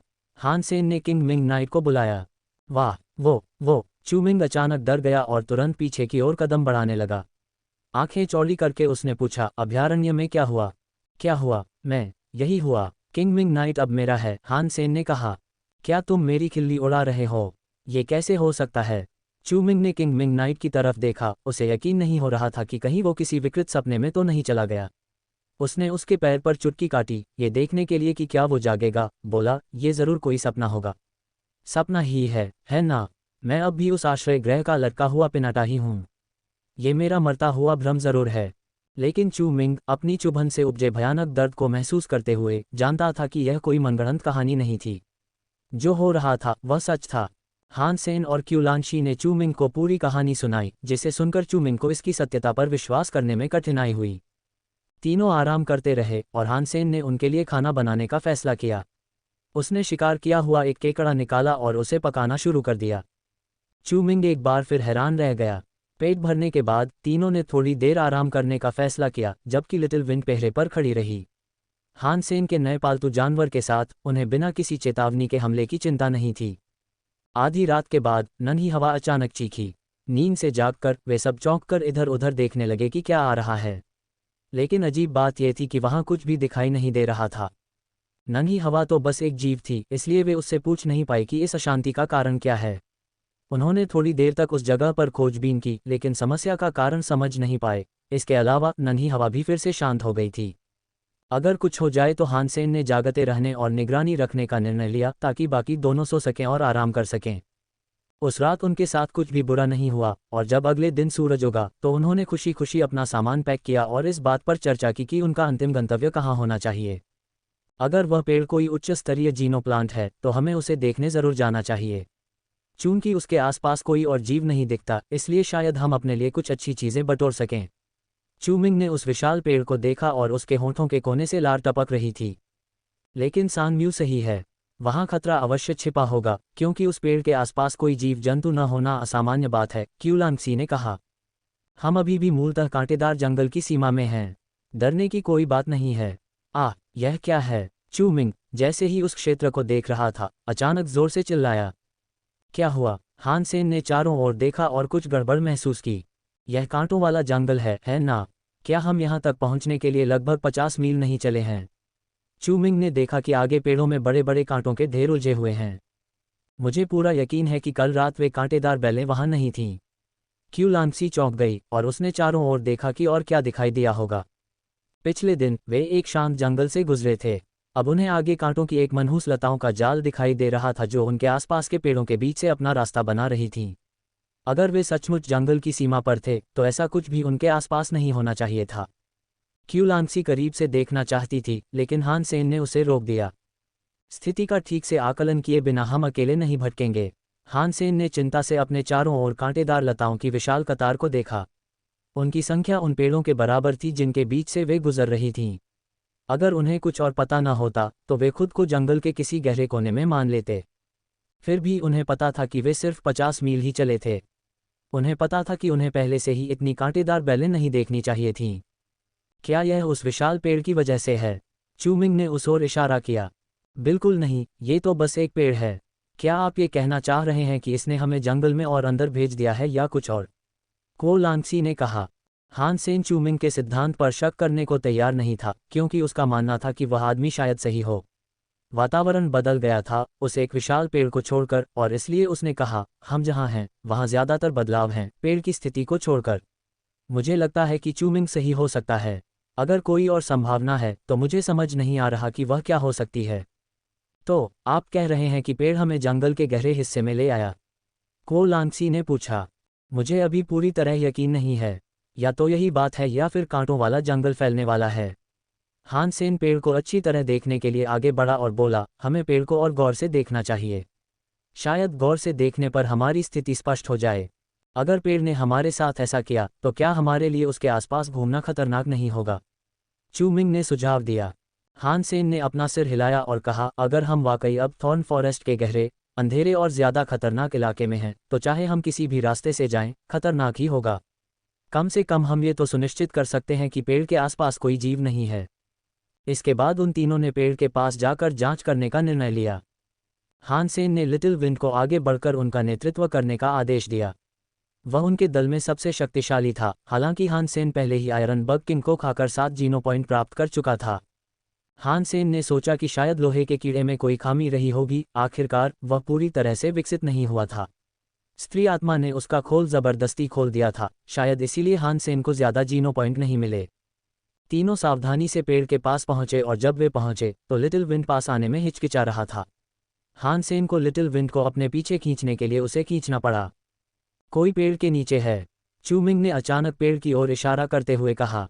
हान सेन की दृष्टि बेहतर थी और उसने चू मिंग से बहुत पहले ही देख लिया था कि वह व्यक्ति मर चुका है। मृत व्यक्ति एक पुरुष था और उसने गठबंधन की पोशाक पहन रखी थी। ऐसा लग रहा था कि वह वहां कुछ समय से था। हान सेन के सर्वोत्तम अनुमान के अनुसार उस व्यक्ति की मृत्यु उनकी खोज से लगभग 60 वर्ष पहले हुई थी। हान सेन अंदाज़ा नहीं लगा पा रहा था कि उस पारसी की मौत कैसे हुई। कोई जख्म नहीं था और न ही पोशाक में कोई दरार या क्षति दिखाई दे रही थी। अंततः यही पता चल सका कि वह आदमी काफ़ी समय पहले मर चुका था और अब उसकी कहानी कहने के लिए सिर्फ उसका बेजान शरीर और उसका धूल भरा कपड़ा ही बचा था। हालांकि उस आदमी का चेहरा भूसी की तरह सूख गया था, पर सड़ा नहीं था। ऐसा प्रतीत होता है कि यह व्यक्ति एक मानव था जो बहुत समय पहले मर गया था, हान सेन ने क्यू लांगसी और चू मिंग को बताया। जब वे तीनों पास गए तो उन्हें उस व्यक्ति को अच्छी तरह से देखने का मौका मिला। उसके कपड़े अच्छी तरह से सुरक्षित थे और चेहरा भी ठीक था। वह दाढ़ी वाले एक मध्यम आयु वर्ग के व्यक्ति थे और हालांकि वे निश्चित नहीं थे, लेकिन ऐसा प्रतीत होता था कि उनका निधन शांतिपूर्वक हुआ। जैसे ही उन्होंने पेड़ से सटे आदमी की जांच की, हान सेन ने पेड़ की जीवन शक्ति का और भी सटीक आकलन किया और ये देखकर हैरान रह गया कि यह उसकी शुरुआती धारणा से कहीं ज़्यादा मजबूत थी। लेकिन हैरानी की बात यह थी कि उसे लगा कि उस विशाल लकड़ी के अंदर कुछ जीवित है। लेकिन उसकी भावनाओं के अलावा इस बात का कोई संकेत नहीं था कि जो उसने सोचा था वह सच था। पेड़ के आसपास के इलाके में कुछ भी संदिग्ध नहीं था, हालांकि यह अपने आप में और भी ज़्यादा संदिग्ध बात हो सकती थी। पेड़ के पास पड़ी लाश के अलावा पेड़ के आसपास के इलाके में एक भी चीज़ नहीं थी, जिंदा हो या और कुछ। चलो देखते हैं कि उसके पास कुछ है या नहीं, शायद हम और कुछ जान सकें। चू मिंग ने बिना देर किए उस आदमी की पीठ थपथपाई, ये देखने के लिए कि उसके पास क्या है। उस आदमी के पास कोई रुकसाक या बैग नहीं था, बस कुछ जेबें थीं। एक जेब से उसे कुछ मिला। इस जेब के अंदर एक बटुआ और कुछ छोटी छोटी चीजें थीं जो किसी विशेष चीज का संकेत नहीं देती थीं। मुझे बटुआ जांचने दो, शायद हम उसकी पहचान जान सकें। चूमिंग ने बटुआ खोला और उसमें कई कार्ड और कुछ पैसे देखे। हालांकि वहां कोई पहचान पत्र नहीं था और न ही कोई लाइसेंस। फिर भी चूमिंग ने वहां मौजूद हर कार्ड की जांच की। वहां केवल कुछ ही प्रौद्योगिकी कार्ड थे और इसलिए ऐसा लग रहा था कि रहस्यमयी लाश की पहचान एक रहस्य ही बनी रहेगी। हालांकि हान सेन ने देखा कि एक कार्ड पर 9 जीवन वाली बिल्ली का प्रतीक था। इससे उसे अंदाजा हुआ कि उस आदमी का ब्लड लीजन से जरूर कोई नाता रहा होगा। इससे हान सेन को यह भी पता चल गया कि चूमिंग और कोलांशी को ब्लड लीजन के महत्व का पता नहीं था। हान सेन जब इस बारे में सोच रहा था, चूमिंग उस आदमी के शरीर में किसी भी गुप्त जगह की तलाश में लगा रहा जो शायद उससे छूट गई हो। इस अपवित्रता को रोकें और कुछ सम्मान दिखाएं। ये व्यक्ति यहीं अकेले मर गया, आइए उसे वह अंतिम संस्कार दें जिससे वह इतने लंबे समय से वंचित रहा है, क्यूलांगसी ने कहा। चूमिंग ने उसकी विनती अनसुनी कर दी और उस आदमी की जेबें टटोलता रहा। ऐसा करते हुए उसने कहा, मुझे नहीं लगता कि वह यहाँ दफनाया जाना पसंद करेगा। अगर हम उसे पहचान सकें तो शायद भविष्य में कभी उसे गठबंधन की ओर से उचित विदाई दी जा सके। चूमिंग की बातें भले ही विचारशील और दिल से कही गई लग रही हों, लेकिन ये शब्द सिर्फ कोलांशी की भावनाओं को दबाने के लिए कहे गए थे। चूमिंग देखना चाहती थी कि मृतक के पास कुछ अच्छाइयां हैं या नहीं, और वह इसमें कोई दखल नहीं देना चाहती थी। अगर वह उस आदमी के पास उच्च श्रेणी के जीनो हथियार खोज पाता तो वे बहुत अमीर हो जाते। ऐसा तो नहीं था कि मरे हुए लोग ऐसे हथियारों का इस्तेमाल कर सकते हों, लेकिन चूमिंग की बदकिस्मती से उसे कुछ नहीं मिला। इस दुखद एहसास के बाद चूमिंग ने लाश को पलटकर उसकी पीठ की जेबों में झांकने की कोशिश की। उसने वैसा ही किया और लाश पर लुढ़कते ही कुछ चीज़ बाहर निकल आई। वे सब उसे उत्सुकता से देखने लगे। हान सेन उसे उठाने के लिए नीचे झुका और उसने देखा कि वह एक पुराने ज़माने की घड़ी थी। इस तरह की घड़ियां अब मौजूद नहीं थीं और लोग स्मार्टवॉच का इस्तेमाल करने लगे। घड़ीसाजों की नाजुक कलाएं समय के साथ और तकनीक के आगमन में लगभग लुप्त हो चुकी थीं। पुराने ज़माने की घड़ियों में प्रोग्रामिंग का अभाव था और वे बेहद सटीक सिंक्रोनाइजेशन और गियर और कॉर्क की सटीक गणना पर आधारित होती थीं। अगर आपको ऐसी घड़ी चाहिए तो उसे पाने के लिए सबसे अच्छी जगह कोई एंटीक स्टोर होगी। घड़ी 9 बजे रुक गई थी। कौन सा दिन या वर्ष था यह अज्ञात था, क्योंकि पुराने जमाने के उपकरण ऐसी जानकारी नहीं देते थे। लेकिन इससे कोई फर्क नहीं पड़ा, क्योंकि अभयारण्यों में ऐसी घड़ियां काम नहीं करती थीं। हान सेन ने फिर घड़ी के ऊपरी हिस्से को देखा और जो देखा उसे देखकर वह स्तब्ध रह गया। उसके अंदर एक अधेड़ उम्र के आदमी की तस्वीर थी जो एक लड़के को गोद में लिए हुए था, जो लगभग 8 या 9 साल का रहा होगा। अधेड़ उम्र का वह आदमी ही मर गया था, लेकिन तस्वीर में जो लड़का था उसे हान सेन ने पहले भी देखा था। तस्वीर में दिख रहा छोटा लड़का हान सेन का पिता था। हान सेन ने बचपन में अपने परिवार के फोटो एल्बमों में अपने पिता की कई तस्वीरें देखी थीं। उसे बिना किसी शक के यकीन था कि वह लड़का ही उसका पिता है। छोटे लड़के ने ऐसे कपड़े भी पहने हुए थे जिन्हें हान सेन पहचान सकता था, और जो एक्सेसरीज उसने पहनी थी वे भी वही थी जो उसने पहले देखी थीं। हान सेन जानता था कि वह गलत नहीं हो सकता था और न ही जो वह देख रहा था वह कोई संयोग था। दो इंसानी लड़कों का एक जैसे कपड़े और एक्सेसरीज पहनना, एक जैसा हेयर स्टाइल रखना और एक जैसे चेहरे दिखना बिल्कुल नामुमकिन था। अगर वह छोटा लड़का हान सेन का पिता था तो अब बड़ा सवाल यह था कि वह मृत व्यक्ति कौन था, और जो भी था उसकी ऐसी तस्वीर क्यों थी। वह आदमी न तो उसका दादा था और न ही परदादा, वह बिल्कुल भी उनके जैसा नहीं दिखता था। और अपने दिमाग को झकझोरते हुए हान सेन ये सोचने में असमर्थ था कि वह व्यक्ति कौन हो सकता है। सांग म्यू, वह छोटा लड़का बिल्कुल तुम्हारे जैसा दिखता है, चूमिंग ने छोटे लड़के को देखते हुए मजाक किया। किस्मत ने मुझे इस घड़ी तक पहुंचाया है, इसलिए मैं इसे ले जाऊंगा। हान सेन ने घड़ी जेब में रख ली और सोचा कि जब वह एलायंस लौटेगा तो उसे वापस लाकर अपनी माँ को दिखाएगा। शायद माँ के पास वो जवाब होंगे जो वह ढूंढ रहा था। ये तो बस एक घड़ी है, ये तो बेकार है, तुम्हें इसकी इतनी ज़रूरत क्यों है? चूमिंग हंसा और कुछ खास न मिलने के बावजूद उस आदमी की जेबें टटोलता रहा। जैसे ही हान सेन ने उस आदमी को वापस पलटने की योजना बनाई, उसे कुछ गड़बड़ नजर आई। जिस जगह पर वह आदमी पहले लेटा था वहाँ कुछ गड़बड़ थी। पेड़ का वह हिस्सा थोड़ा अलग दिख रहा था। उन्होंने पहले इस पर ध्यान नहीं दिया था क्योंकि उनका ध्यान लाश पर था। हान सेन ने उसे और करीब से देखने का फैसला किया और एक धुंधली सी आकृति देखकर वह हैरान रह गया जो किसी दरवाजे जैसी लग रही थी। भौंकने की आवाज़ महसूस करते हुए हान सेन का हाथ दरवाजे के हैंडल जैसे एक उभार पर चला गया। वह आदमी एक पेड़ के दरवाजे से पीठ टिकाकर मरा था।